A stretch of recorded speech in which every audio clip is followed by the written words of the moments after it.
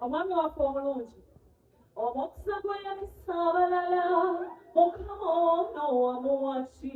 okumuwa omusajja omulungi owegontebwa bewamuwonya ono ebyokulwana tabimanyi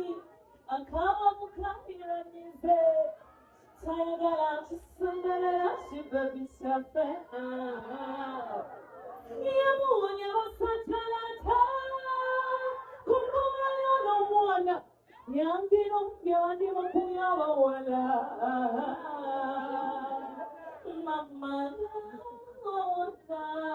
ono okunye mwesiko actually nayo so lucky okumufuna akalulu kalawekalo.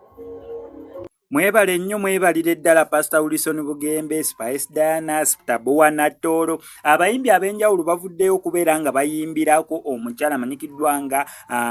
yani Chosen Becky, badde njagalireete ekika Chosen Becky yani Rebecca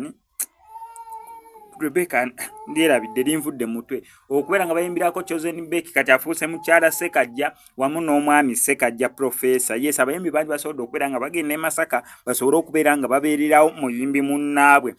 Mukolo gwa Chosen Becky by the way gutambulidde ddala bulungi. However, ensinga obutaagala naddala mikolo gy'aba celebrity nga bano bananke kavuyo k'abakameramaani n'ab'amasimu